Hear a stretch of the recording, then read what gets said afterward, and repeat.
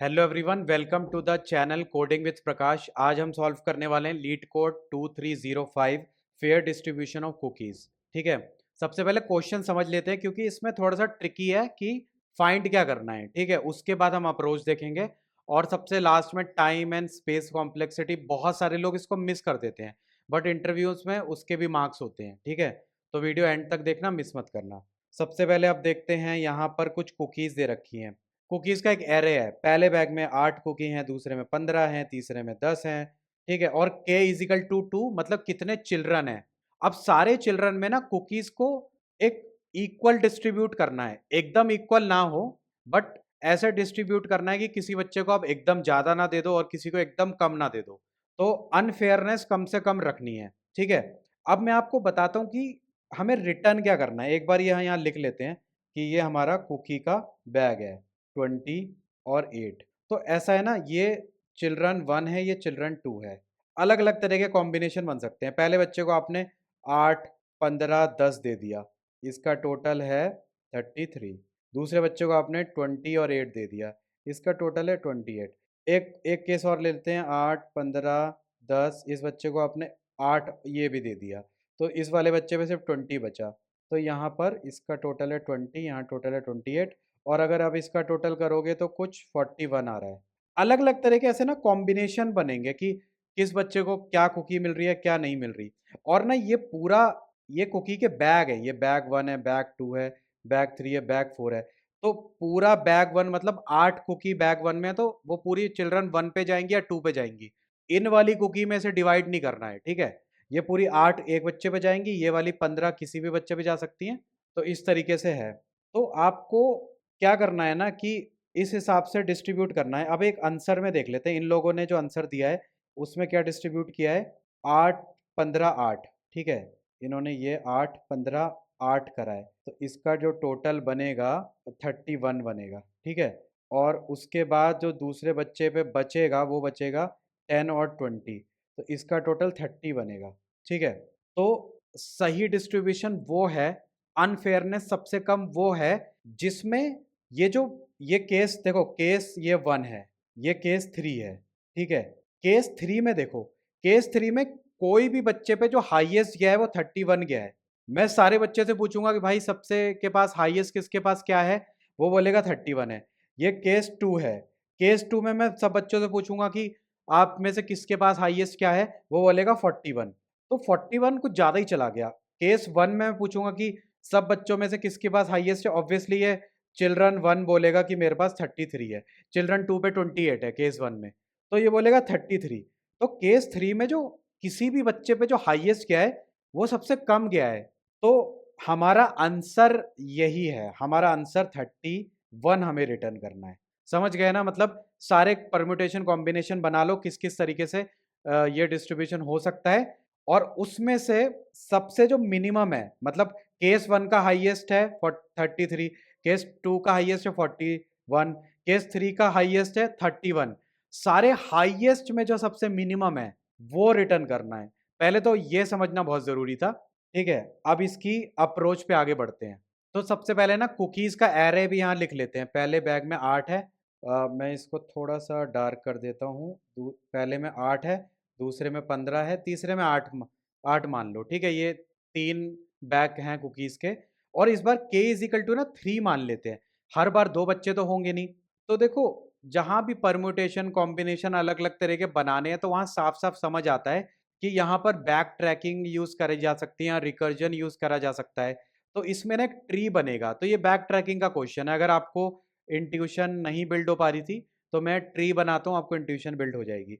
सबसे पहले देखो, हम यहाँ पर हैं, तो यहाँ पर 3 बच्चे हैं। तो हमारे केस ऐसे हो सकते हैं कि, ठीक है, ये मैं ऐसे बना लेता हूँ, पहले आपको समझ आ जाएगा।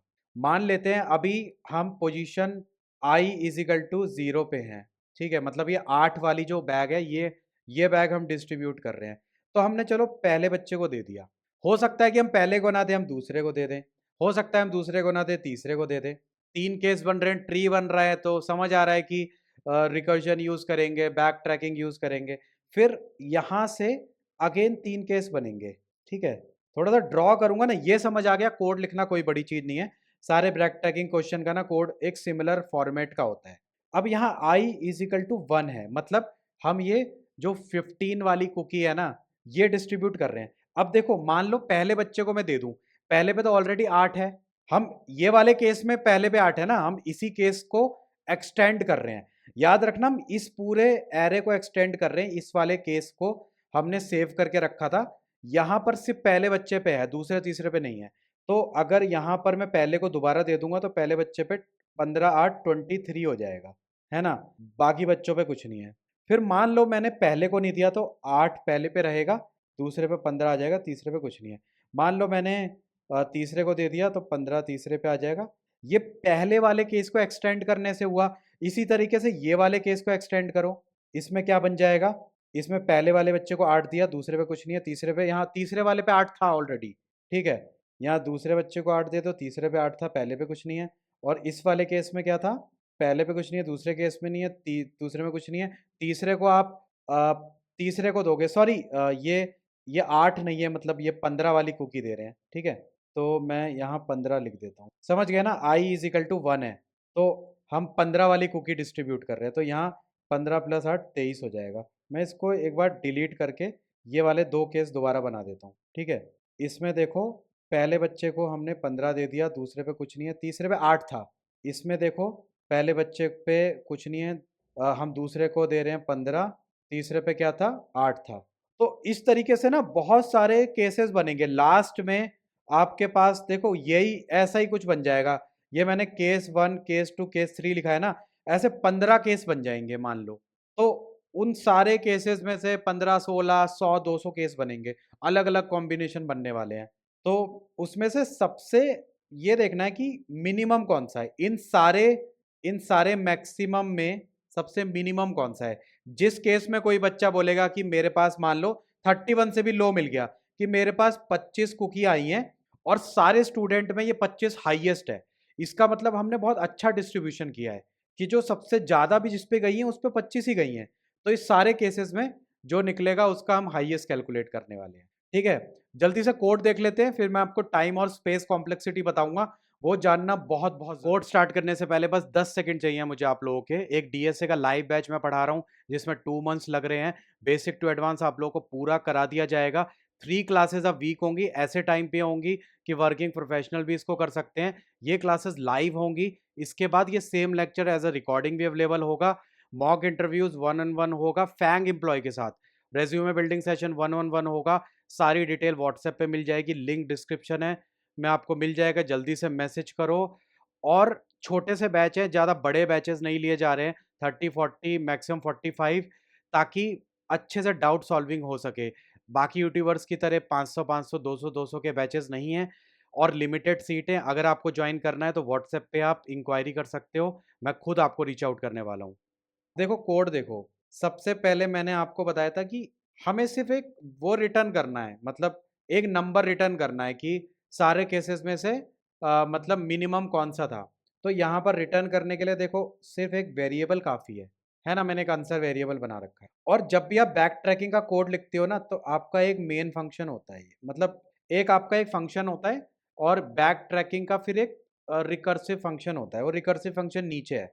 तो इस वाले फंक्शन में हमें बस अपने ये रिकर्सिव फंक्शन लिखना पड़ता है। तो इसका ना पहली बात तो नाम सही से लिखना, क्योंकि इंटरव्यू में ना ये भी देखते हैं कि आपने फंक्शन का नाम क्या लिखा है। तो मैंने लिख दिया था अनफेयरनेस ऑफ डिस्ट्रीब्यूशन, मतलब सुनने में समझ आना चाहिए कि आप क्या कैलकुलेट करना चाह रहे हो। इसमें कुकीज पास कर दो, कितने स्टूडेंट है वो पास कर दो। अब देखो, मैंने आपको ना एक वो बना के दिखाया था, कहाँ गया, एक ये बना के दिखाया था, राइट, कि आप ना ऐसे ऐड करते चलोगे। तो ये क्या है, ये एरे है। अगर k इज इक्वल टू 3 था, तो हर हर फंक्शन में हम क्या कर रहे हैं, उसी एरे में ऐड कर रहे हैं।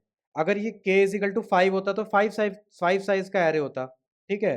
तो यहाँ पर ये चिल्ड्रन नाम का अगर दिख रहा हो आपको, मैंने एक एरे बना दिया, थोड़ा सा और जूम करूंगा इसको, ठीक है। चिल्ड्रन नाम का मैंने एक और चिल्ड्रन जितने हैं ना उतने साइज का एरे बना दिया। और देखो इस फंक्शन में मैंने एरे पास कर दिया। अब मैंने आपको बताया था कि हम i इज इक्वल टू 1 2 3 4 करेंगे। देखो एक बार दोबारा इसमें मैं जाता हूँ, यहाँ पर हमने i इज इक्वल टू 0 को यूज कर लिया। अब i इज इक्वल टू 1 को किया ना, तो हर बार जब आप रिकर्जन ट्री में अपने ये बैक ट्रैकिंग ट्री में आप नीचे आते रहोगे तो आपको पता होना चाहिए ना कि कौन सी कुकी पिक करनी है। तो कहीं तो फंक्शन में ट्रैक करना पड़ेगा ना। तो यहाँ पर आते हैं और यहाँ पर पहले 0 दे देते हैं, i इज इक्वल टू 0 दे देते हैं, समझ गए। और फाइनली रिटर्न कर देते हैं आंसर। तो यहाँ तक तो क्लियर है। अब इसे बोलते हैं एग्जिट स्टेटमेंट, कि भाई रिकर्जन कहीं तो एंड होना चाहिए ना। इस पे बाद में आते हैं। पहले देखो हम क्या करेंगे। मान लो k इज इक्वल टू 5 है। 5 केस बनने वाले हैं कि पहली कुकी पहले बच्चे को दो, या दूसरे को दो, या तीसरे को दो, या चौथे को ही दे रहे हो, या सिर्फ 5वें बच्चे को दो और चारों को मत दो। तो सबसे पहले ये जो हमने चिल्ड्रन करके 5 साइज का हमने एरे बनाया है, पहली कुकी पहले चिल्ड्रन को दे दो, ठीक है। उसके बाद कॉल कर दो अपना बैक ट्रैकिंग फंक्शन। पहली कुकी आपने दे दी तो ऑब्वियसली इंडेक्स प्लस 1 करोगे, बाकी कुकी चिल्ड्रन और ये सब तो सेम टू सेम पास कर दो। लेकिन उसके बाद क्या करना है कि अब आप इसमें से हटा दो, यहां रिमूव कर रहे हो। उसके बाद अगेन ये फॉर लूप कॉल होगा। आप दूसरे बच्चे को कुकी में ऐड कर रहे हो, और सेकंड टाइम ये जो फंक्शन आप कॉल कर रहे हो इसमें ये बता रहे हो कि सिर्फ दूसरे के पास कुकी है, पहले के पास नहीं है, क्योंकि पहले के पास रिमूव कर दी before calling this function. Before calling की दूसरे बच्चे वाला पहले के लिए रिमूव कर दी है, ठीक है। तो इसी तरीके से एक बार ट्राई करो सोचने का यार कि ये ट्री बन जाएगा।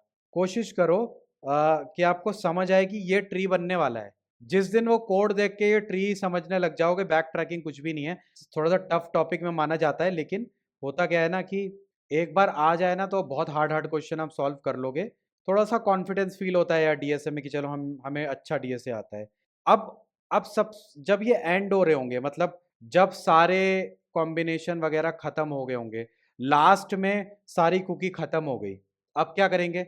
अब यहां पर एग्जिट स्टेटमेंट कब कॉल होगी, जब index is equal to cookie dot length है। याद रखना इंपॉर्टेंट पॉइंट है कि जब इंडेक्स क्या था, हम i 1 2 3 4 कर रहे थे ना, ये कुकी का इंडेक्स है कि सारी कुकी, पहली कुकी दे रहे हो, दूसरी कुकी दे रहे हो, सारी कुकी खत्म हो गई हैं।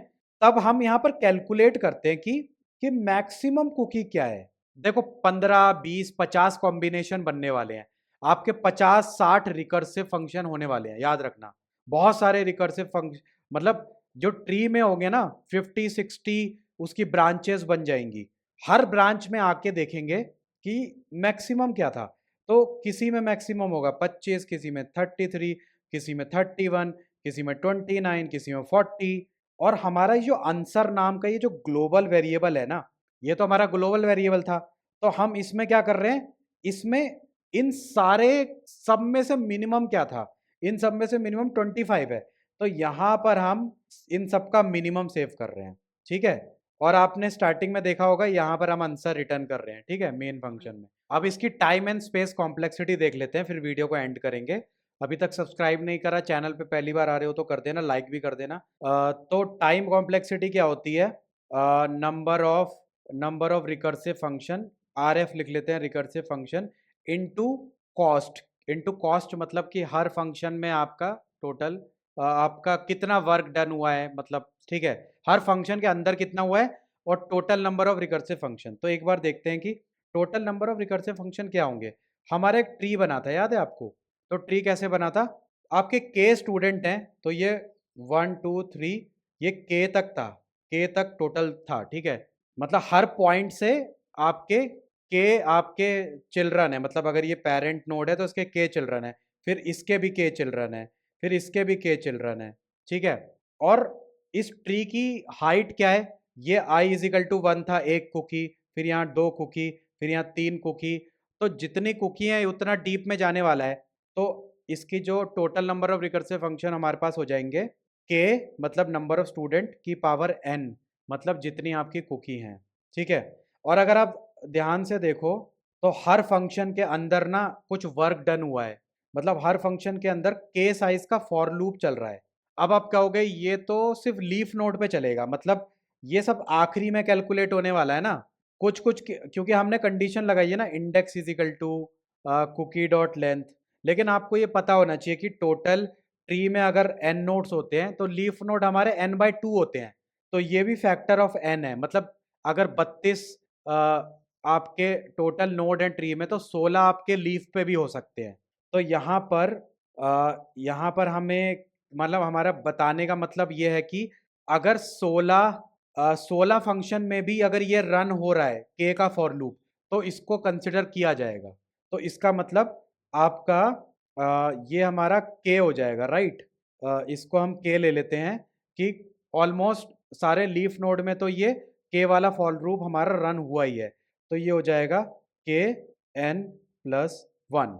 ठीक है, तो ये आपकी टाइम कॉम्प्लेक्सिटी हो जाएगी। स्पेस कॉम्प्लेक्सिटी देख लेते हैं। ये बिग ऑफ एन होगी, ठीक है, बिग ऑफ के N plus one. Space complexity क्या होती है? पहले तो आपका रिकर्जन भी ना स्पेस लेता है। रिकर्जन कितनी स्पेस लेता है? जितनी ट्री की हाइट होती है। ट्री की हाइट कितनी है? ट्री की हाइट आपकी लेंथ ऑफ कुकी है, तो उतने रिकर्सिव फंक्शन हमारे स्टैक में सेव होंगे। तो ये हमारी रिकर्जन हमारी जितनी वो ले रहा है, ठीक है, उतना हो गया।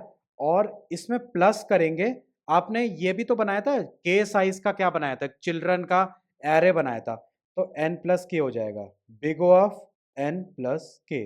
तो ये हमारी टाइम और स्पेस कॉम्प्लेक्सिटी हो गई है, ठीक है।